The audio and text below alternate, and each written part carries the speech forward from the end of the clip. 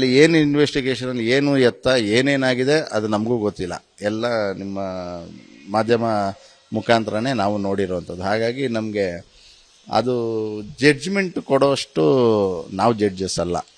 But ತಪ್ಪು ಮಾಡಿದ್ದವ್ರಿಗೆ ತಪ್ಪು ಮಾಡಿದರೆ ಅವ್ರಿಗೆ ಏನು ಬೇಕೋ ಅದು ಕಾನೂನು ಅದಕ್ಕೆ ಸರಿಯಾದ ಶಿಕ್ಷೆ ಕೊಡುತ್ತೆ. ಆಮೇಲೆ ನಾವಂತೂ ಕಾನೂನಲ್ಲ, ಯಾಕಂದರೆ ನಾವು ಕಾನೂನು ಕೆಳಗಡೆ ಅಡಿಯಲ್ಲಿರೋವಂಥವ್ರು. ಯಾರೇ ತಪ್ಪು ಮಾಡಿದ್ರು ಅವ್ರಿಗೆ ಶಿಕ್ಷೆ ಆಗುತ್ತೆ. ಯಾರು ಈಗ ಏನು ಹೋದಂಥ ವ್ಯಕ್ತಿ ಅವ್ರಿಗೆ ನ್ಯಾಯ ಸಿಗಲಿ. ಮತ್ತೆ ಅದನ್ನೇ ಹೇಳ್ತೀನಿ ನಾನು, ಆತನು ಆ ಥರ ಮಾಡಬಾರ್ದಿತ್ತು. ಇದು ದೊಡ್ಡ ಮಿಸ್ಟೇಕು. ಇನ್ನೂ ಒಂದೆರಡು ಬೇರೆ ಪ್ರಕರಣಗಳೂ ಇತ್ತು ಅನ್ನೋದು ಆಮೇಲೆ ಗೊತ್ತಾಯಿತು. ಬಟ್ ಭಗವಂತ ದೇವರು. ಕೊನೆಯದಾಗಿ ಒಂದೇ ಪ್ರಶ್ನೆ. ಇತ್ತೀಚೆಗೆ ಅಂದ್ರೆ ಥಿಯೇಟರ್ಗಳು ಕ್ಲೋಸ್ ಆಗ್ತಿವೆ ಒಂದು ಕಡೆ. ಅಂದ್ರೆ ದೊಡ್ಡ ದೊಡ್ಡ ಸ್ಟಾರ್ ನಟರ ಸಿನಿಮಾ ಬರ್ತಿಲ್ಲ. ವರ್ಷಕ್ಕೂ ಒಂದು ಇಲ್ಲ 2 ವರ್ಷಕ್ಕೂ ಒಂದು ಸಿನಿಮಾ ತೆಗಿತಾ ಇದ್ದಾರೆ. ಯಾಕಂತ ಹೇಳಿದ್ರೆ ಈಗ ಮಾರ್ಕೆಟಿಂಗ್ ಲೆವೆಲ್ ಕೂಡ ಹಾಗೆ ಆಗಿದೆ. ಪ್ಯಾನ್ ಇಂಡಿಯಾ ಸಿನಿಮಾನೇ ಬೇಕು ಅನ್ನೋ ರೀತಿ ಆಡಿಯನ್ಸ್ ಡಿಮ್ಯಾಂಡ್ ಮಾಡಿರ್ತಾ ಇರೋವಂಥದ್ದು. ಧ್ರುವ ಸರ್ಜಾ ಅವ್ರು ಇರ್ಬೋದು, ಸುದೀಪ್ ಸರ್ ಇರಬಹುದು, ಒಂದೊಂದು ಸಿನಿಮಾ ಅವ್ರಿಗೆ ತುಂಬಾ ಟೈಮ್ ತಗೊಳ್ತಾ ಇರೋದ್ರಿಂದ ಇನ್ನೇನು ದರ್ಶನ್ ಸರ್ ವರ್ಷಕ್ಕೊಂದು ಕ್ಲೀನ್ ಆಗಿ ಕೊಡ್ತಾ ಇದ್ರು, ಡೆವಿಲ್ ಕೂಡ ಬರ್ತಿತ್ತು. ಈ ಕಡೆ ಪುನೀತ್ ರಾಜ್ಕುಮಾರ್ ಅವ್ರು ಇಲ್ದಿರೋದ್ರಿಂದ ದೊಡ್ಡ ನಷ್ಟ ಅನುಭವಿಸ್ತಾ ಇದೀವಿ ಎಲ್ಲರೂ. ಅವರು ಸಹ ಒಳ್ಳೆ ಫ್ಯಾಮಿಲಿ ಓರಿಯೆಂಟೆಡ್ ಸಿನಿಮಾಗಳನ್ನು ಕೊಡ್ತಾ ಇದ್ರು. ಅವ್ರು ಇಲ್ದೇ ಇರೋದ್ರಿಂದ ಥಿಯೇಟರ್ಗಳಿಗೆ ಹೋಗಕ್ಕೆ ಮನ್ಸು ಬರ್ತಿಲ್ಲ ಅಂತ ಹೇಳೋ ಅಭಿಮಾನಿಗಳು ಎಷ್ಟೋ ಜನ ಇದ್ದಾರೆ. ಇಂಥ ಸಂದರ್ಭದಲ್ಲಿ ಸ್ಟಾರ್ ನಟರು ಮಾದರಿಯಾಗಬೇಕಂತಿದ್ದವರು ಒಂದು ರೀತಿ ಇದು ಪ್ರೂವ್ ಆಗ್ಲಿ ಬಿಡ್ಲಿ, ಈಗ ಒಂದು ರೀತಿ ಕಪ್ಪು ಚುಕ್ಕೆ ಬಂದಿರೋ ತರ ಆಗ್ಬಿಟ್ಟಿದೆ. ಇನ್ನು ಮುಂದಿನ ಬರುವಂತಹ ನಟರಿರ್ಬೋದು ಏನ್ ಕಲ್ತ್ಕೊಂಡು ಬರಬೇಕು ಅಂತ. ಫಸ್ಟ್ ನಾನು ಹೇಳ್ಬೇಕಂದ್ರೆ ನಿಮ್ಮ ಏನು ಈ ಥಿಯೇಟ್ರಿಗೆ ಜನ ಬರ್ತಿಲ್ಲ ಆ ಒಂದು ಪ್ರಶ್ನೆಗೆ ಉತ್ತರ ಅಂದರೆ, ನಾವು ಜನಕ್ಕೆ ಯಾವ ರೀತಿ ನಾವು ಊಟ ಬಡಿಸ್ತೀವಿ, ಟೇಸ್ಟ್ಫುಲ್ ಊಟ ಹೇಗೆ ಬಡಿಸ್ತೀವಿ, ಅದು ಚೆನ್ನಾಗಿದ್ರೇ ಈಗ ಒಂದು ಹೋಟ್ಲಿಗೆ ಜನ ಮುತ್ತಿಗೆ ಹಾಕೋದು. ಆ ಥರ ನೀವು ಊಟನೇ ಸರಿ ಇಲ್ಲ, ಟೇಸ್ಟೇ ಇಲ್ಲ, ಬರೀ ಕ್ವಾಂಟಿಟಿ ಇದ್ದು ಕ್ವಾಲಿಟಿನೇ ಇಲ್ಲದೆ ನೀವು ಎಷ್ಟೇ ಕ್ವಾಂಟಿಟಿಯಲ್ಲಿ ಮಾಡಿದ್ರೂ ಪ್ರಯೋಜನ ಇಲ್ಲ ಅನ್ನೋ ಥರದಲ್ಲೇ ಈ ಸಿನಿಮಾನೂ ಹಂಗೆ ಆಗುತ್ತೆ. ಪ್ರೇಕ್ಷಕನಿಗೆ ಯಾವ ರೀತಿ ಕತೆ, ಯಾಕಂದರೆ ಈಗ ಈ ಲಾಕ್ಡೌನ್ ಅನ್ನೋದು ಆಗಿ ಭಾಳಷ್ಟು ಜನಕ್ಕೆ ಒಂಥರ ಎಜುಕೇಟ್ ಆಗಿದ್ದಾರೆ. ನಾವು ಕೂಡ ಇನ್ಫ್ಯಾಕ್ಟ್ ನಾನು ಮಾಡಿದ ಕತೆ ನಂದೇ ಸೂಪರ್ ಅನ್ಕೊತಿದ್ದೆ. ಬಟ್ ಎಲ್ಲ OTTಸಲ್ಲಿ variety of cinemas, world cinemas ನೋಡಿ ಹಿಂಗಿದೆಯಾ, ಅಯ್ಯೋ ನಮ್ದು ಏನೂ ಇಲ್ಲ ಇದ್ರ ಮುಂದೆ ಅನ್ನೋ ಥರದಲ್ಲಿ ಎಜುಕೇಟ್ ಆಗ್ತಾ ಹೋಗ್ತೀವಿ. ಆ ರೀತಿ ಮಾಡೋರು ವಿಭಿನ್ನವಾಗಿ ನೈಜತೆ ಇಟ್ಕೊಂಡು ಆ ಮನ್ಸನ್ನ ಒಬ್ಬ ಪಲ್ಸ್, ಆಡಿಯನ್ಸ್ ಪಲ್ಸ್ ಏನಿದೆ ಅದ್ರ ಪ್ರಕಾರ, ಯಾಕಂದರೆ ಅವ್ರಿಗೆ ಮಾಡೋವಂಥ ಸಿನಿಮಾ ನಮ್ಮ ಶೋಕಿಗೆ ನಾವು ಮಾಡೋದಲ್ಲ. ಸಿನಿಮಾ ಆಡಿಯನ್ಗೆ ಏನು ಮಾಡಬೇಕು ಆ ಥರದೊಂದು ಗ್ರ್ಯಾಬ್ ಮಾಡ್ಕೊಳ್ಳಿ.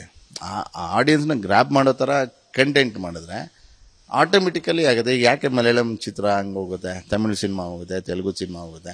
ಇನ್ಫ್ಯಾಕ್ಟ್ ಬಾಲಿವುಡ್ ಅವರೇ ತಡ್ಕಾಡ್ತಾ ಇದ್ದಾರೆ. ಅವ್ರು ನಮಗಿನ ಕಷ್ಟ ಆಗ್ಬಿಟ್ಟಿದೆ ಅವ್ರಿಗೆ. ಸ್ಟಾರ್ಗಳು ಕೋಟಿ ಹಾಕ್ಬಿಟ್ಟು ವರ್ಕೌಟ್ ಆಗ್ತಿಲ್ಲ ಅನ್ನೋದು. ಸ್ವಲ್ಪ ಪ್ರೊಡ್ಯೂಸರ್ಸೂ ಆಲೋಚನೆ ಮಾಡಬೇಕು, ಡೈರೆಕ್ಟರ್ಸೂ ಬ್ರಾಡ್ ಮೈಂಡೆಡ್ ಆಗಬೇಕು. ಯಾವ ರೀತಿ ಸಿನಿಮಾಗಳು ಒಳ್ಳೆ ಅಭಿರುಚಿ ಇರುವಂಥದ್ದು ಮಾಡೋದು ಆಗೋಯ್ತು. ಈ ಮರ ಸುತ್ತೋದು ಇದು ಮಾಡೋದು ಆಗೋಯ್ತು. ಆ ಕಾಲದಲ್ಲಿ ಕಾಲಿಟ್ರೆ ಧೂಳೆದ್ದು ಒಬ್ಬಂಗೆ ಹೊಡೆದ್ರೆ ಢಮ್ ಅಂತ ಇದೆಲ್ಲ ಹೊಡ್ಕೊಂಡು ಹೋಗೋದು ಆಗೋಗಿದೆ ಅವಾಗಿಂದ. ಬೇರೆ ಏನಿದೆ ಈ ಸ್ಟಾರ್ಸಲ್ಲೇ ಒಂಥರ ಡಿಫ್ರೆಂಟಾಗಿ ಈಗ ಬೇರೆ ರೀತಿ ವಾವ್ ಅನ್ನೋ ಥರ ಬಂದ್ಬಿಟ್ರೆ ಜನ ಅಕ್ಸೆಪ್ಟ್ ಮಾಡಿಬಿಡ್ತಾರೆ. ಈಗ ಹೊಡಿಲೇಬೇಕು ಬಡಿಲೇಬೇಕು ಅನ್ನೋದಿಲ್ಲ, ಒಳ್ಳೆ ಕತೆ ಕಂಟೆಂಟ್ ಇರೋ ಥರ ಮಾಡಿಬಿಟ್ರೆ ಬೇಜಾನು ಇಷ್ಟಪಟ್ಬಿಡ್ತಾರೆ. ಆ ಥರ ಒಂದು ಬೆಳವಣಿಗೆ ಆದರೆ ವರ್ಕೌಟ್ ಆಗುತ್ತೆ. ಯಾಕಂದರೆ ನೀವು ಎಂತೆಂಥ ಇದ್ದವರು, ಕೇರಳ ಇಷ್ಟೇಷ್ಟು ಚಿಕ್ಕ ಸ್ಟೇಟು, ಅದರಲ್ಲಿ ಯಾವ ಥರ ಸಿನಿಮಾ ಬರ್ತಿತ್ತು ಮುಂಚೆ ನೋಡಿ. ಈಗ ಅಲ್ಲೇ ಚೇಂಜ್ ಆಗಿ ಎಲ್ಲರೂ ಕೇರಳ ಮಾದರಿ ಸಿನಿಮಾ ಅಂತೀವಿ ನಾವು. ಅಲ್ಲಿ ಮೋಹನ್ಲಾಲ್ ಮಮ್ಮೂಟಿನೇ ಚೇಂಜ್ ಆಗೋಗಿದ್ದಾರೆ. ಈಗ ಅವರೇ ಬೇರೆ ರೀತಿ ಕಥೆಗಳು, ಕಂಟೆಂಟ್ ಇರೋ ಕಥೆಗಳನ್ನ ಮಾಡಿಕೊಂಡು ಯಾವ ರೀತಿ ಮಾಡ್ತಿದ್ದಾರೆ. ಆ ಥರ ಚೇಂಜ್ ಆದರೆ ಒಳ್ಳೆಯದು. ಆಮೇಲೆ ನಾವು ಇಲ್ಲಿ ಈ ಸ್ಟಾರ್ಸ್ಗಳು ವರ್ಷಕ್ಕೆ ಅಂದರೆ 3 ವರ್ಷಕ್ಕೆ ಒಂದು ಸಿನಿಮಾ ಮಾಡ್ತಿದ್ದಾರೆ, ಇವ್ರು ಮಾಡಲೇಬೇಕು ಅಂತ ಹೇಳೋ ರೈಟ್ಸೂ ಯಾರಿಗೂ ಇರಲ್ಲ. ಅವ್ರಿಗೆ ಹೇಳ್ಬೋದು, ನನ್ನಿಷ್ಟ, ನನಗೆ 3 ವರ್ಷಕ್ಕೆ ಒಂದು ಸಿನಿಮಾ ಮಾಡ್ತೀನಿ. ಮೇಲೆ ಸಿನಿಮಾ ಮಾಡಿದ್ರೆ ಅವಾಗ ಎಲ್ಲ ಕೆಲವು ಚೆನ್ನಾಗಿಲ್ಲ ಅಂದರೆ, ಫ್ಲಾಪ್ ಆಗ್ತಾಯಿದ್ರೆ ಜನ ಅವಾಗ ಏನು ಬರುತ್ತೆ, ಇವನು ಫ್ಲಾಪ್ ಇರೋ ಅಂತ ಬರುತ್ತೆ. ಆ ಥರನೂ ಮೈಂಡ್ ಸೆಟ್ ಇರ್ಬೋದು ಕೆಲವ್ರದ್ದು. ಯಾರ್ದು ಇದರಲ್ಲಿ ಹಿಂಗೆ ವಿ ಆರ್ ನಾಟ್ ಇದು ನೀವು ಹಿಂಗೆ ಮಾಡಬೇಕು ಹಿಂಗೆ ಮಾಡಬೇಕು ಅಂತಲ್ಲ, ಮಾಡೋದನ್ನು ಸರಿಗೆ ಮಾಡಿ ಅಂತ ಅಷ್ಟೇನೆ. ಈಗ 1-2-3 ಸಿನಿಮಾ ಮಾಡಿದ ತಕ್ಷಣ ಏನೋ ಮಾಡ್ಬಿಟ್ಟಿದ್ದೀನಿ ಸಾಧನೆ ಅನ್ನೋ ರೀತಿ ಈಗ ಹೀರೋ ಹೀರೋಯಿನ್ಗಳು ಕೆಲವ್ರು ಇದಾರೆ ಸರ್, ಎಲ್ಲರೂ ಅಲ್ಲ, ಕೆಲವ್ರು ಇದಾರೆ. ಅವರು ಬೆಳಿಬೇಕು ಈ ಚಿತ್ರರಂಗದಲ್ಲಿ ಅಂದ್ರೆ ಏನಾದ್ರೂ ಕಿವಿ ಮಾತು ಹೇಳಕ್ ಇಷ್ಟಪಡ್ತೀರಾ? ಕೆಲವರು ಅನ್ನೋಗಿನ ಕೆಲವ್ರಿಗಿನ ಸ್ವಲ್ಪ ಜಾಸ್ತಿ ಅನ್ಬೋದು. ನೀವು ಕೆಲವ್ರು ಅಂತೀರಿ, ಕೆಲವ್ರಿಗಿನ ಜಾಸ್ತಿ. ಯಾಕಂದರೆ ನನಗೆ ಅನುಭವ ಆಗಿದೆ. ರೀಸೆಂಟಾಗೂ ಅಷ್ಟೇ ಒಬ್ರು ಡೈರೆಕ್ಟ್ರು ಪಾಪ ಪಿಕ್ಚರ್ ಹೆಸರು ಹೇಳಲ್ಲ, ಡೈರೆಕ್ಟರ್ ಹೆಸರು ಹೇಳಲ್ಲ, ಆಕೆ ಹೀರೋಯಿನ್ ಹೆಸರು ಹೇಳಲ್ಲ. ಕ್ಲೈಮ್ಯಾಕ್ಸು ಅಂದ್ಬಿಟ್ಟು ಎಲ್ಲ ಆರ್ಟಿಸ್ಟು ಒಂದು 20-25 ಜನ ಆರ್ಟಿಸ್ಟ್ ಇರ್ತಾರೆ. ಅದರಲ್ಲಿ ಒಂದು 8 ಜನ ಮೇಜರ್ ಆರ್ಟಿಸ್ಟ್ಗಳಿರ್ತಾರೆ. ಅದು ಎಲ್ಲೋ ಚಿಕ್ಕಮದುರೈಲೆಲ್ಲೋ ಶೂಟು, ಎಲ್ಲ ಜೂನಿಯರ್ಸ್ಗಳಿರ್ತಾರೆ, ಅವರು ಇವರು ಡಬಲ್ ಕ್ಯಾಮ್ರಾ ಇರುತ್ತೆ, ಎಲ್ಲ ಆಗಿರುತ್ತೆ. ಹೋಗ್ಬೇಕು, ಡೇಟ್ ಕೊಟ್ಟಿದ್ದಾರೆ, ಎಲ್ಲ ಆಯಿತು. ಕಟ್ ಮಾಡಿದ್ರೆ ಡೈರೆಕ್ಟ್ರು, ಸರ್ ಇಲ್ಲ ಸರ್ ಈ ಥರ ಶೂಟಿಂಗ್ ಇಲ್ಲ, ಹಿಂಗೆ ಸಮಸ್ಯೆ. ಏನು ಸರ್ ಎಲ್ಲ ರೆಡಿ ಮಾಡಿಬಿಟ್ಟು, ಇಲ್ಲ ಹೀರೋಯಿಂದನೋ ಸಮಸ್ಯೆ, ಏನು ಎಲ್ಲ ಒಪ್ಕೊಂಡಾದ್ಮೇಲೆ ಏನು ಸಮಸ್ಯೆ ಇಲ್ಲ, ಈ ಪೇಮೆಂಟಿಗೆ ಹಾಕಿದ್ರೇ ಬರೋದು. ಅದು ಏನೋ ಒಂದು ಫ್ಯೂ % ಅಷ್ಟೇ ಅಂತ ಇದ್ದಿದ್ದು ಬ್ಯಾಲೆನ್ಸು ಪೇಮೆಂಟ್ದೇನೋ. ಯಾಕೆ ಬರಲ್ಲ, ಹೇಳ್ರಿ ಬರ್ರಿ ಹಂಗೆ ಹಿಂಗೆ ಅಂದರೆ, ಇಲ್ಲ ಸರ್ ಎಲ್ಲ ಆಗೋಯ್ತಾ ಕ್ಲೈಮ್ಯಾಕ್ಸ್ ಲಾಸ್ಟಾ ಅಂದರೆ, ಇಲ್ಲ ಸಾಂಗ್ ಇದೆ ಇನ್ನೂ ಸಾಂಗ್ ಇದೆಯಾ, ಸಾಂಗ್ ಏನು ಈಗಲೇ ಫುಲ್ ಸೆಟ್ಲ್ ಮಾಡ್ತಿದ್ದಾರೆ. ಅದು ನಿಮ್ಗೆ ಅವ್ರಿಗೆ ಬಿಟ್ಟಿದ್ದು, ಬಟ್ ಆಕೆ ಆ ರೀತಿ ಮಾಡಬಾರ್ದು, ಕೇಳಿ ನೋಡಿ ಏನೋ ಸರಿ. ಫೋನ್ ಮಾಡಿದ್ರೆ ಫೋನ್ ಎತ್ತಲ್ವಂತೆ. ಈ ರೀತಿ ಸಮಸ್ಯೆ ಆಯಿತು. ಆವಾಗ ಏನಾಯಿತು, ಎಲ್ಲ ಹೊಡಿತು ಡೇಟು.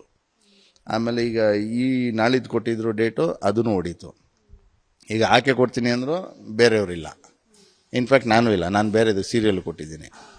ಈ ಥರ ಆಯಿತು. ಅದರಲ್ಲಿ ಇನ್ನೊಬ್ಬ ಮಾಡ್ತಿದ್ದ ಕಾಮಿಡಿ ಕ್ಯಾರೆಕ್ಟ್ರು, ಅವನು ಮೀಸೆ ದಾಡಿ ಎಲ್ಲ ಶೇವ್ ಮಾಡಿದ್ದಾನೆ. ಕಂಟಿನ್ಯೂಟಿ ಎಲ್ಲಿ ಹೋಗುತ್ತೆ?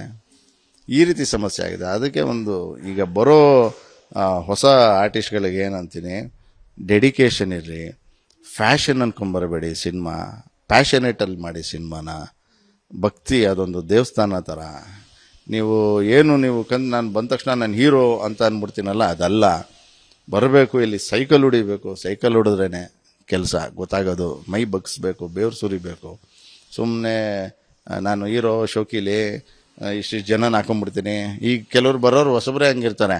ಬಂದರೆ 2 ಗಾಡೀಲಿ ಬಂಚರ್ಸಲ್ಲ, 2 ಗಾಡೀಲಿ ಬರ್ತಾರೆ ಅವ್ರ ಫ್ರೆಂಡ್ಸ್ ಅಂತ, ಅದು ಇದೊಂದು ಬಾಮಜೋ ಅಂತ. ನಾನು ನೋಡ್ತಾ ಇದ್ದೀನಿ, ಹರೀಸ್ಕಿ ಯಾವ ಇವೆಲ್ಲ ಅನಿಸುತ್ತೆ ಒಂದೊಂದು ಸರಿ ನೋಡಿದ್ರೆ. ನಮಗೆ ಗೊತ್ತಿಲ್ಲ, ಬರ್ತಾರೆ, ಜೊತೆಲೇ ಇರ್ತೀನಿ. ನಾನು ಯಾಕೆ ಮಾಡ್ತಿದ್ದೀನಿ, ನಿಮಗೆ ಡೈರೆಕ್ಟ್ರ್ ಬಂದು ಪರಿಚಯ ಮಾಡಿ, ಸರ್ ಗೊತ್ತಲ್ಲ ಸರ್ ಅಂತಾರೆ. ಸರ್ ಅಲ್ಲ ಸರ್ ಅಂತಾರೆ.